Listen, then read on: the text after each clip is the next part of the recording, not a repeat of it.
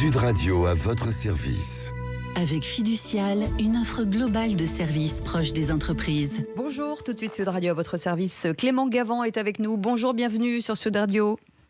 Bonjour, merci de m'accueillir. Avec plaisir, vous êtes co-gérant des Garçons Fromagers. Vous êtes à Dole, dans le Jura. Alors vous avez repris la célèbre fromagerie comtoise de votre enfance que vous rêviez d'acheter. C'est ça, tout à fait. C'était un petit rêve de gosse qui s'est réalisé, comme quoi tout est possible. Oui, exactement. Aujourd'hui, quand on va chez un fromager, forcément, on sait qu'il y a à peu près 1200 variétés de fromages français qui sont aujourd'hui répertoriées. Difficile de faire un choix, on ne peut pas tout avoir forcément. On peut pas tout avoir, sinon c'est un peu compliqué à gérer au niveau des stocks, évidemment. Et puis en plus, il y a 1200 référencés en France, mais il faut pas oublier qu'il y en a beaucoup qui sont aussi très bons et qui viennent d'ailleurs qu'en France, donc en Europe et dans le monde en général.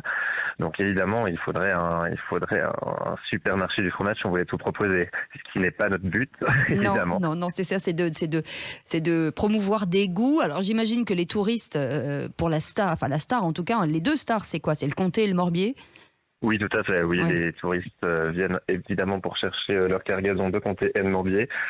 Quand ils passent par chez nous, parce que oui, c'est notre terroir, c'est vraiment ce qui fait notre réputation, notre renommée, mondialement même. Donc évidemment, ils viennent pour ça en partie. Et après, c'est vrai qu'on a une grosse sélection, donc ils se laissent tenter aussi par d'autres choses, parce que nous, notre volonté, c'est aussi de leur faire découvrir d'autres productions que ces grands classiques.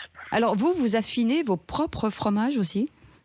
Oui, on affine en partie, donc on n'affine pas tout évidemment parce qu'on a une gamme quand même de entre 120 et 150 fromages différents. Donc évidemment on peut pas tout affiner, on n'affine pas les comtés parce que ça prend énormément de place et on a un gros débit. Donc on va plutôt se concentrer sur les affinages des petits fromages, on va dire, type morbier justement, des tomes, des raclettes, des choses comme ça, qu'on va affiner dans notre cave, qu'on va pousser en affinage à plus proprement parler. Parce qu'on les reçoit déjà un petit peu affinés, mais pour nous, ils ne le sont pas assez. On avait cette volonté de retrouver un peu le goût d'antan du morbier, notamment. On a commencé avec le morbier, où dans le temps, en fait, on prenait le temps, justement. et on n'était pas pressé, on laissait le fromage mûrir, on laissait le fromage avancer tranquillement. Il n'y avait pas une course à la vente et à la mise en rayon. On parle beaucoup d'inflation aujourd'hui avec des prix du fromage qui forcément ne sont pas épargnés. Est-ce que c'est compliqué sur forcément sur le foyer, sur le budget du foyer?